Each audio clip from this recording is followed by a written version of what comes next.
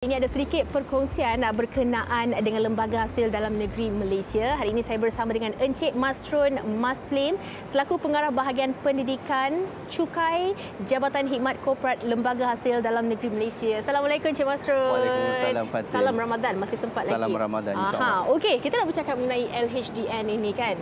Mungkin Encik Masrun pun dah senyum-senyum dekat situ.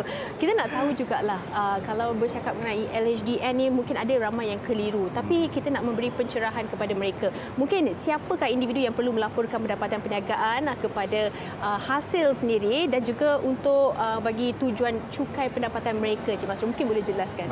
Baik Fatin, pertamanya jangan takut dengan lembaga hasil sebab kita tak makan orang pun. Kita hanya menguruskan cukai sahaja. Berbalik pada soalan Fatin tadi, siapa yang kena bayar cukai pendapatan perniagaan ni?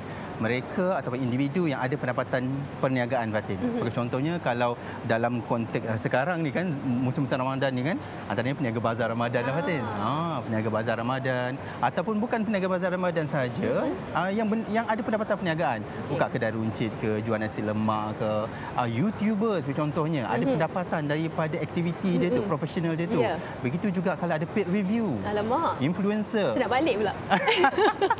So mereka-mereka ini yang ada sumber pendapatan yang kita kategori sebagai pendapatan perniagaan Fatin, kena lapor cukai pendapatan. Okey. Tapi mungkinlah mereka cakap kenapa kena melaporkan Cik Masrun, dan juga kalau bercakap mengenai cukai pendapatan ni kan, diorang mungkin macam masih lagi keliru. Kenapa agaknya mereka perlu melaporkan pendapatan dan juga membayar cukai? Ada yang tak faham lagi. Betul. Pertama, jangan anggap cukai sebagai beban. Cukai sebagai tanggungjawab. Sebab apa? Sebab dalam konteks peniaga ni Fatin, terlalu banyak manfaat. Kenapa dia perlu lapor pendapatan? Pertama, dia boleh dapatkan pengesahan secara rasmi berapa pendapatan dia dalam tempoh 1 tahun. Apabila dia dapat pengesahan melalui pelaporan cukai pendapatan tu, mereka boleh gunakan pelaporan cukai pendapatan tu sebagai dokumen sokongan untuk mereka memohon pembiayaan. Kita fahamlah bila kita berniaga tu, of course kita dah ada duit sikit, kita nak beli rumah kan, kita nak beli ada harta, kita nak beli kereta.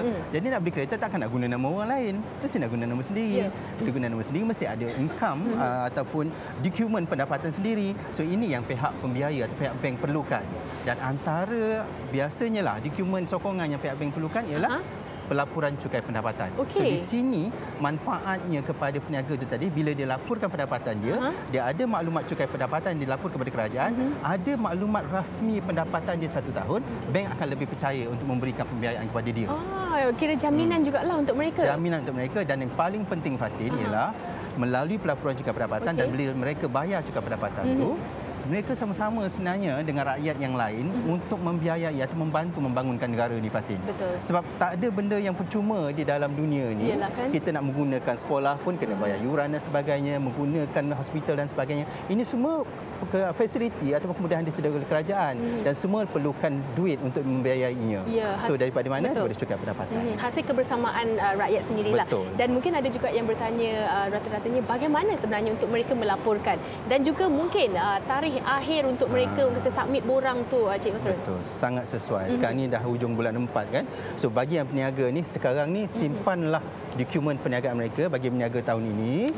Bagi yang dah berniaga tahun lalu, ada pendapatan perniagaan tahun lalu, mereka perlu isytihar cukai pendapatan mereka selewat-lewatnya pada 30 bulan Jun tahun ini. Iaitu tahun taksir 2020, isytihar tahun ini selewatnya 30 bulan Jun. Namun jika mereka isi e-filing, kita nak galakkan mereka isi e-filing ni, mereka ada tambahan masa yang kita berikan selama 15 hari, iaitu 15 Julai lah tarikh akhir untuk mereka declare ataupun laporkan pendapatan perniagaan mereka. Okey, Cik Masrun, tadi kita ada sentuh juga berkenaan dengan peniaga-peniaga kecil, mereka yang berniaga bazar. Tapi saya percaya kadang-kadang dalam kalangan mereka ni juga, mereka takut untuk melaporkan pendapatan mereka. Kadang-kadang memang rasa macam nanti dikenakan cukai yang tinggi. Jadi untuk macam tidak just mendiamkan diri. Apa sebenarnya tindakan yang sepatutnya? Ini semua persepsi je Fatin sebenarnya. Bila dia berniaga tu dia ingat dia kena cukai. Tidak, bukan begitu. Bila berniaga dia wajib lapor cukai. Bukan wajib kena cukai sebenarnya. Sebab bila dia laporkan cukai dia, berapa pendapatan dia, berapa belanja perniagaan dia, semua tu boleh ditolak. Kita bukannya kenakan cukai atas pendapatan yang kasar tu. Katakan pendapatan kasar setahun ni 1 juta. Contoh. Contoh. 1 juta juta. So bukan kita cukai atas juta. Dia ada belanja-belanja lain, kita faham. Kalau berniaga nasi lemak mesti nak beli daun pisang, beli ikan bilis, santan, beli kacang, beli santan. Lepas tu ada pula kos gas, kos pekerja dan sebagainya. Semua tu boleh ditolak. Dan yang bersih tu je kita akan kenakan kiraan cukai pendapatan. Jadi persepsi yang bila berniaga kena cukai itu, kita perlu ubah. Sebaliknya bila berniaga, lapor cukai. Sebab bila kita lapor cukai, baru kita tahu berapa banyak yang kita kena cukai sebenarnya. Dan malah ada keadaan yang mana dia tak kena pun cukai. Jadinya pelaporan itu sangat penting untuk dokumentasi dia saja. Okey. Jadi ada orang kata prosedur yang mereka tak perlu takut. Okey, di hujung mungkin boleh kongsikan juga antara nasihat-nasihat kepada penonton wanita hari ini yang masih lagi orang kata keliru, takut. Kadang-kadang bila dengar LHDN dia macam alamak kan. Mungkin ada pencerahan untuk mereka, Cik Masrun. Okey. Pertama, laporkan cukai pendapatan. Jangan risau untuk berhubung dengan kami. Jika tak faham, boleh sebenarnya untuk dapatkan maklumat daripada website Lembaga Hasil. Malah kita ada terbitkan buku ni. Buku sepintas e-buku hasil ni ada banyak maklumat dalam ni. Ada ekonomi gig, ekonomi digital dan sebagainya. So bagi para peniaga dapatkan buku ni, boleh download juga daripada MyText. Bukan saja yang printed one, tapi boleh juga download yang soft copy daripada MyText. Dapat maklumat di sini dan hubungi kami kalau tak faham lagi, kita bantu bagaimana nak laporkan. Jangan takut dengan kami. Jangan takut dengan kami kan. LHDN pastinya akan memberi bantuan sewajarnya.